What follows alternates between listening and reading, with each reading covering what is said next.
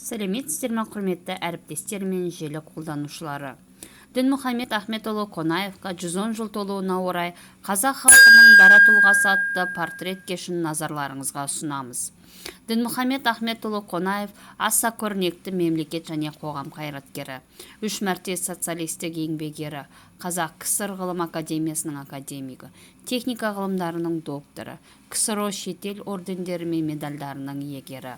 Ол 30 жылдан астам уақыт ел басқарды. Дінмұхамед Қонаев 1912 жылы қаңтар айының 12-сінде Алматы қаласында дүниеге келді. Еңбек жолын 1936 жылы Мәскеудегі алтын және түсті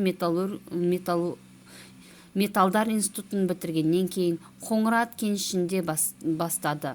Өзі жұмыс істеген 3 жылда бұрғылау станогының жұмыскерлерінен бастап цех бастығы, рудниктің техника бөлімінің меңгерушісі, бас инженері, директоры болып қызмет атқарды. Сол жылдары Қоңырат құрылысы қарыштап дамыған еді. Қонаевтың өзі тұрған үй, балабақша, аурухана, мәдениет үйі салынды.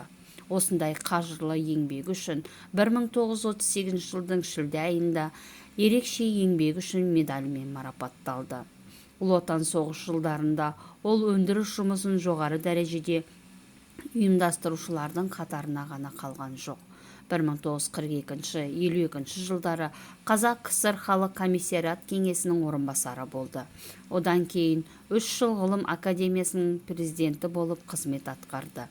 Республика халық комиссариаты кеңесінің төрағасы болып 2 кезең 1955-60 жылдары және 62-64 жылдары жұмыс істеді.